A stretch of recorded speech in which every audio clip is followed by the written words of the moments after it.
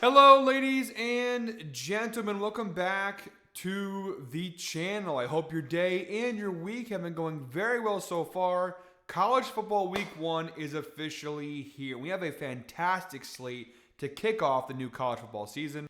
But more specifically, we have some incredible ranked on ranked matchups. Welcome to the very first episode of Clash of the Titans, my new college football show here at Guy Boston Sports, where we focus on a little bit deeper on the ranked versus ranked matchups. And in week 1, the gambling gods gave us some great gifts. We have 3 great ranked on ranked matchups. We've got number 1 ranked Texas versus number 3 ranked Ohio State, number 9 ranked LSU versus number 4 ranked Clemson, and number 6 ranked Notre Dame versus number 10 ranked Miami. So actually all 3 are top 10 matchups as well. All season long, each and every week during the college football season, I'll be releasing this video on Fridays, diving into how many ranked games we have in the week. Now, some weeks we're going to have 1 game. Some week, like this week, we'll have 3 games. It's going to vary week by week, but we'll go deeper and deeper, giving extra picks, insights, and analysis into each and every ranked on ranked matchup. So make sure, if you haven't already, to please go ahead and hit the subscribe button, hit that like button, and drop a comment down below. You don't want to miss a single video we have coming out here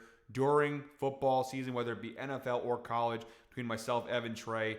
Tons of great content here out on the channel. And if you haven't seen it yet, my weekly college football picks video is already out. It released earlier in the day. In that video, I went through a much deeper slate, non-ranked and ranked games included. So if you want to check that out, I actually did give a few picks for some of these top 10 ranked matchups already in that video. So if you haven't checked that one out, make sure to go ahead and check that video out as well for some more extensive numbers of picks. All right, guys, we have absolutely no time to waste. So let's just go ahead and dive into our picks for this week 1 college football slate when speaking about the ranked on ranked matchups. Starting off with the game of the week and possibly the game of the season. It is, of course, the college football playoff national semifinal rematch between number 1 ranked Texas going on the road against number 3 ranked Ohio State, the defending national champions, playing in the shoe. Now, like I previously mentioned, I already gave a pick for this game in the other video. We had the under 49.5 for Texas and Ohio State. I'm not going to go ahead and repeat the same picks in this video because to me that's just double dipping. But our first pick in this video, again focusing in on this Texas-Ohio State game, is the Texas Longhorns on the money line. We're grabbing it for -110 over on FanDuel at the time of recording. And look, it's no secret, the money is definitely pouring in on the Longhorns here, but for very good reason. Look, this is going to be a really great game. Even though Ohio State, I don't think they're as strong as they were last year, this is definitely a strong Ohio State team. Now, looking at this Longhorns team, I absolutely love their defense this season. This is going to be one of the better defenses in college football this year. And obviously, the long-awaited debut. Now, Arch Manning did technically play last year for Texas, but this is now his first official year as a full-time starter at quarterback for the Texas Longhorns. We've been waiting for this on a very long time, and it's very exciting to see Arch Manning finally take the field and know that he is the starter for this year, and we're going to see him for the entire season. Now, the fact that he did start some games last year does give him a little advantage coming into this game, but Arch Manning never faced an opponent quite like Ohio State, especially in an atmosphere like the shoe. So it's a very new experience for Arch Manning. Yes, he's watched it, he's sat back and seen it on the bench, on the sidelines, but he's never played in a game quite like this as a starter. So it's going to be a very interesting matchup here. Where I like Texas ultimately at the end of the day is I just think that Ohio State's going to have a harder time figuring out the new look of this team. Because like I said with Texas, at least they've known Arch Manning was coming for a while. They've had time to prepare for this. They gave him a little bit of a chance to play last year. They've known what their offense was going to look like for at least a year or two now. Okay, and the defense was good last year. It's even better this year. For Ohio State, especially on the offensive side of the football, you're really starting over. I mean, Julian Sayin, the new quarterback over at Ohio State, we'll see what he brings to the table, but obviously he's no Will Howard. Will Howard came over from Kansas State with a ton of experience on his back. Now, the key thing here, we jump over to the outlier screen real quick, looking at the rankings from 2024. Texas had the 3rd best scoring defense in college football, top 10 against the pass, top 15 against the rush. Ohio State offensively, they ranked pretty decent last year, but remember, Ohio State really hit their stride once they got into the playoff. Remember, they had that tough loss towards Michigan at the end of the season. They were a solid team, but they had some clear flaws, and then on the fly, they just sort of rebuilt their team. A new look offense, a new look defense. Everything changed for Ohio State towards the end of that year. I don't know if they're going to be able to do that again this year necessarily. It's a very different team. Yes, you still have some great weapons on offense, and the defense is still going to be one of the best. Last year, Ohio State had the #1 ranked scoring defense in college football, top 3 against the pass, top 3 against the rush. Although those numbers will be similar again this year, Ohio State defensively going to be phenomenal. Offensively, I just don't know if Ohio State will have the personnel to do what they did last year. They lose both their running backs. They lose their quarterback. They still have some weapons there, like I said, at wide receiver. But I have legitimate concerns with Ohio State offensively this year, especially here in week 1. Maybe over the course of the year, Julian saying in the offense, they figure things out. But they lost Chip Kelly. They got a new defensive coordinator also, and Matt Patricia, which as a Patriots fan, I can tell you from firsthand experience, I don't know if Ohio State fans should be thrilled about that. Yes, Matt Patricia comes with an abundance of experience. He's been in Super Bowls. He's been in big games. But Patricia has some bad tendencies, and I wonder if those will trickle in to Ohio State. Offensively, Ohio State may be able to figure out, but I think week 1 here, coming off a national championship win, you're obviously going to celebrate that championship here at home to kick off the year. But you got a Texas team that obviously you beat in the national semifinal the year before. Texas coming into this game, they are going to be hungry. They're going to be angry, looking for vengeance against this Ohio State team. Again, Ohio State won last year, but Texas did hold Ohio State to 28 points. So it's not like Ohio State had this offensive explosive performance against Texas. Texas actually did a pretty good job last year of keeping Ohio State locked up offensively until the end, and then things kind of unraveled a little bit for them. But Texas should be able to slow this offense down. Again, this offense is a new look. They're going to try to figure new things out with a new quarterback, new coordinators, all that stuff, versus Texas, again, where you have a little bit more continuity. Actually, Texas has a lot more continuity. They have one of the most heavily returning rosters in college football. And again, the Arch Manning factor, I do ultimately trust Arch Manning a little bit more at the end of the day than Julian saying. Again, he's been in the system. He's been with the team for a while now. He's going to have a better hold and handle of this offense than someone like Julian said. Again, I think the under is a great bet here, 49.5, which I gave out in the first video earlier today. I think that's a great pick, and I think that one's definitely going to hit. I love Texas money line here too. It's going to be really close. This is a toss-up game for sure. It's going to be a really tight game. It's going to be interesting how it all folds out, but I do like Texas a lot in this spot on the money line. I wish the value was a little bit better, -110. You know, the odds have definitely shifted in the favor of Texas, but I do like the Longhorns here ultimately on the money line. I just think that they're going to get the upper hand against Ohio State team that, although they have the home field advantage, have way too much to figure out early in the season. This Texas team has a lot more things figured out. And also, both of the offensive line situations for both Texas and Ohio State, they've lost multiple starters. They've kind of both have some shifts on the offensive line. It'll be an issue for both, but I think, again, a little bit more of an issue for Ohio State than it will be for Texas. And guys, my second pick from this game before we move on to the LSU-Clemson game, I have Texas second half spread -1.5. It's +120 over on DraftKings, so the value is phenomenal here. Again, I think Texas is going to win this game. I think the first half is going to be a slugfest. Very slow, figuring things out, getting the rhythm, getting the rust off from the offseason. It's going to be a very slow first half. The second half is where things will get very interesting, and that's where I think Texas has the clear advantage.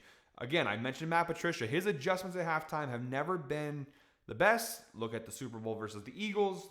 There's many examples versus his days with the Lions, the head coach, the Pats, whatever.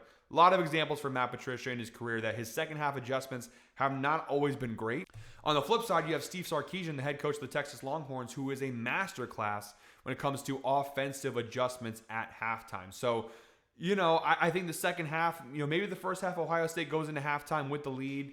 It's a slower game. It's a more physical game. And then second half, they make their adjustments, Steve Sarkisian and the Longhorns.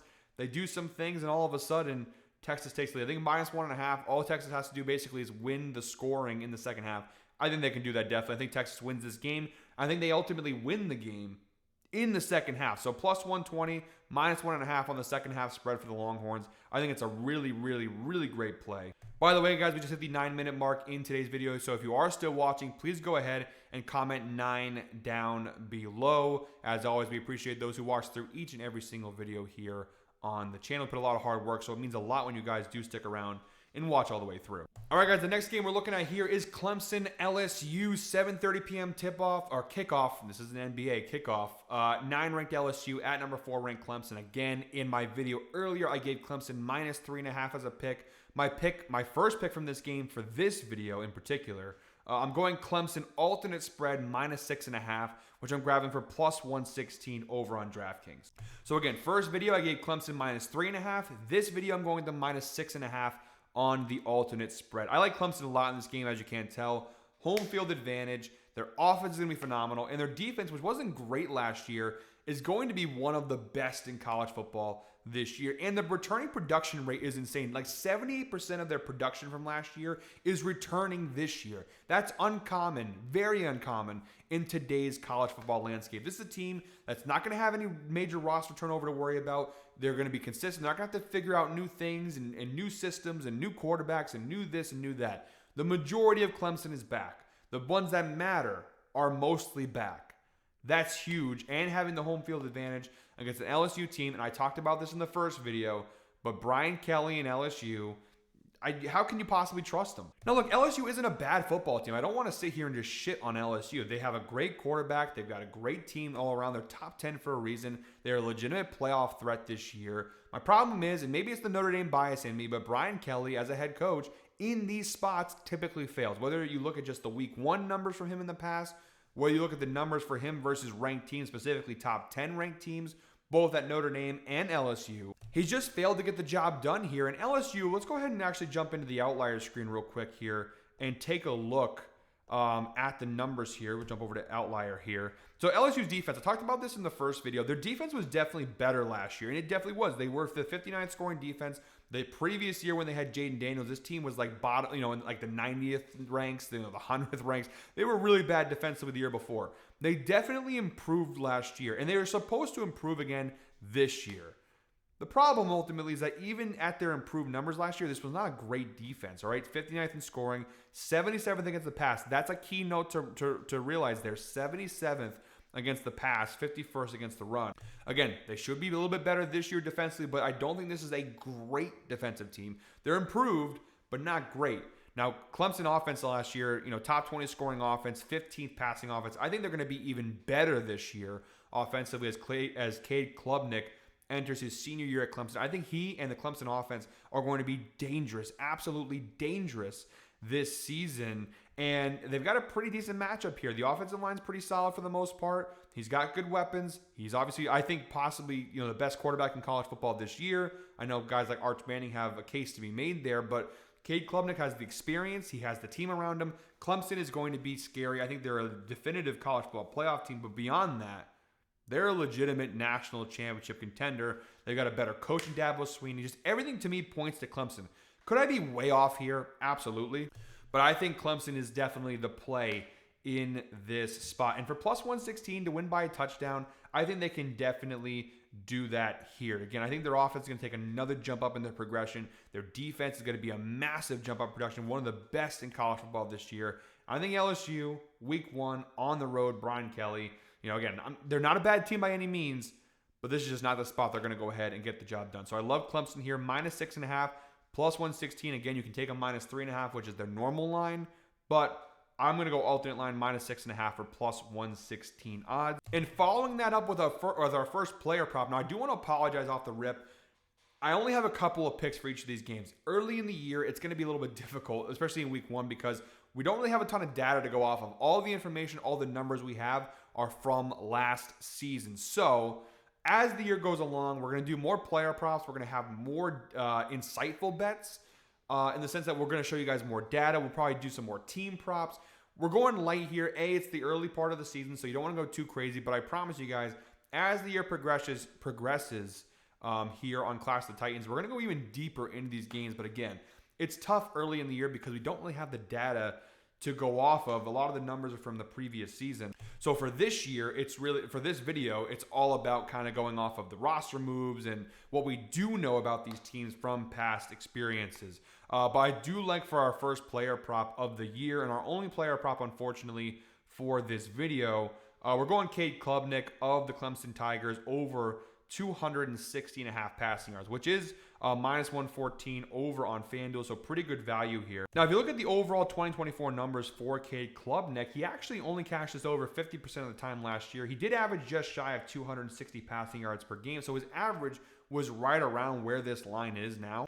So 50%, but if you do narrow the data down to the last 5 games of last year, you see Clemson, and he specifically got very, very hot towards the end of last season. He, cashed the over in 4 of his last 5 games, averaging 272.8 passing yards per game over the last 5 games for Clemson. And that last game of the year in the college football playoff versus Texas, yes, Clemson lost, and they lost by double digits, but he was pretty impressive, throwing 336 passing yards against a Texas defense that was very, very strong, as we just talked about with the previous picks. Texas, a very strong defensive team last year and this year. Now, look, Clemson got blown out, so was some of the yards in garbage time? Yes, but I think Cade Klubnik ultimately played a very strong game against a really good Texas team.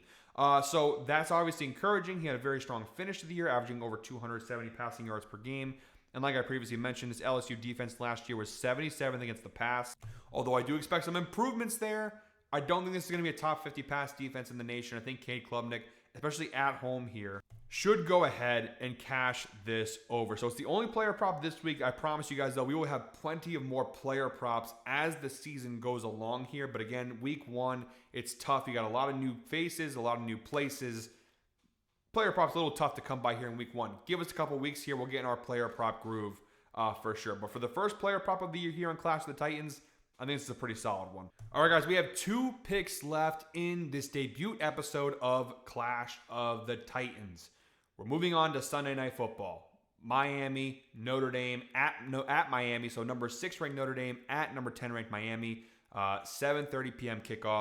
And it truly pains me to do this because I think betting against your own team is a sin. I really do. But I'm talking to the public. I give out picks for the people. I don't want to let my biases, however you want to say that, overcome everything else. I have to be rational here. I have to be honest with the people. And I am going to bet against Notre Dame here. I'm going Miami plus 3.5 on the spread. Now, I did shave a little bit off.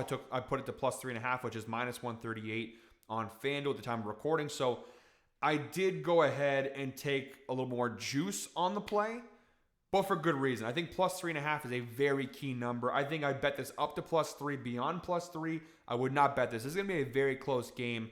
I like Miami on the spread, and I'm not even necessarily saying I think Miami will win this game, but I think it's going to be really close. And I feel better betting on Miami here plus 3.5 than Notre Dame minus 3.5 or minus 3 or anything like that. Look, I'm a diehard Notre Dame fan. I think we're going to be a playoff team this year. I think this is a team that's still very, very strong.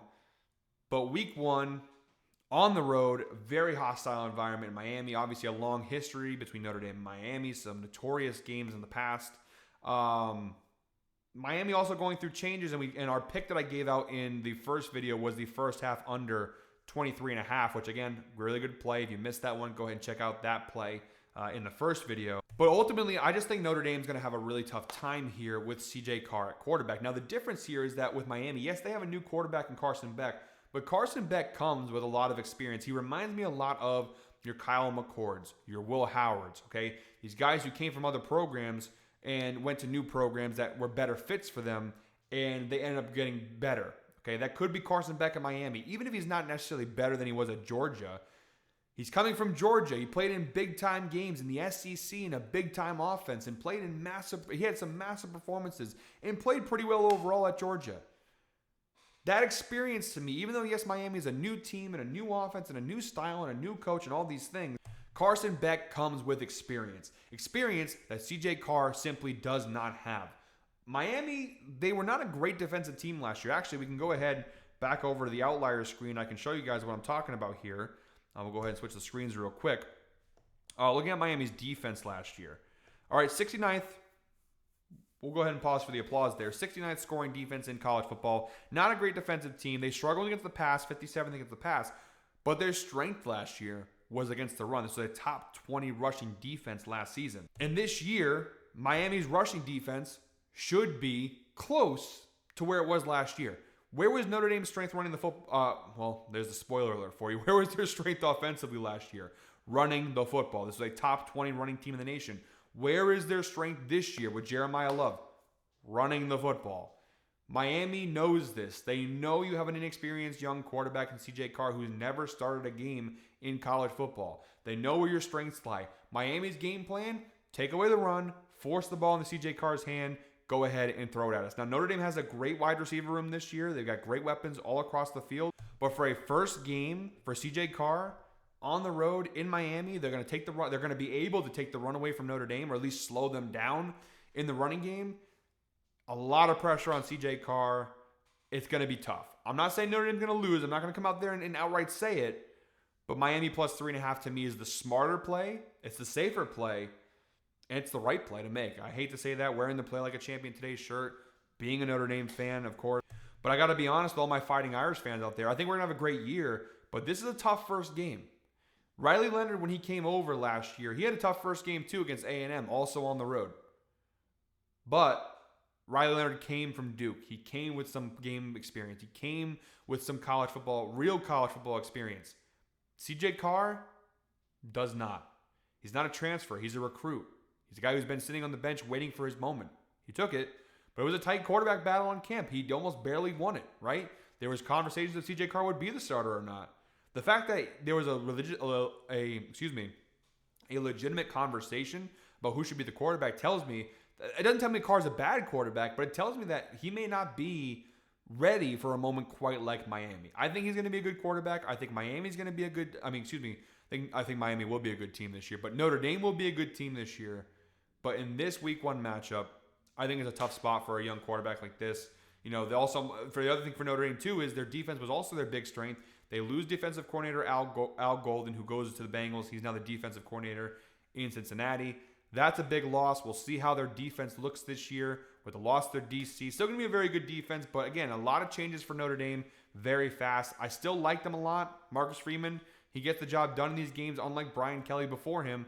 He wins these kind of games, so that's where I'm hopeful as a fan, but from a betting perspective, again, Miami plus 3.5, that seems to be the proper play. In our final pick of today's video, again, kind of doubling down on that take, and I hate to do this because I feel like a horrible Notre Dame fan saying this, but I'm going Notre Dame team total under 27.5. A lot of juice in this play, minus 154 on FanDuel, so, you know, take it with a grain of salt on this play. I mean, like I said, minus 154 is a lot of juice. But again, week 1 on the road against the Miami team, is this Notre Dame offense going to score 4 more touchdowns? I don't know. I hope I'm wrong. I hope this is the one moment where I kind of hope I'm wrong and these picks are incorrect. But like I said, tough environment, tough circumstances, tough situation. If Notre Dame wins this game, it's going to have to be a very low-scoring affair. I don't see this Notre Dame offense scoring 30+. I don't see them scoring 4 or more touchdowns. I think under 27.5. This game, to me, very well could be like a 27-24 type game either way, whether that be Miami or Notre Dame. So, you know, I think the second half will be the kind of the deciding factor here because I think, again, my first video I talked about it. The first half is going to be a slow half, I think, for both teams. It's all going to come down to who makes those second half adjustments. We'll see what happens with Notre Dame and CJ Carr, but I think this game will not be their best offensive performance of the year. So I'm going Notre Dame team total under 27.5 as my 6th and final pick in the debut episode of Clash of the Titans. Guys, that is it for me today. Thank you very much, as always, for watching. One more time, please make sure to go ahead and hit the subscribe button, hit that like button, and drop a comment down below. We'll be back next week with another edition of Clash of the Titans. And again, guys, stick around because as the season goes along, we get more data, we get more analytics to go off of. We're going to go even deeper into these games. We're going to give you more picks, more player props, more game props, everything. Maybe even some parlays and teasers. All that good stuff is coming our way this year. We got a great year in store. Make sure, hit that subscribe button, hit that like button, and drop a comment down below. Until next week, guys, I hope you're all winners. Enjoy week 1. Enjoy this fantastic slate of ranked on ranked matchups. I hope you're all winners.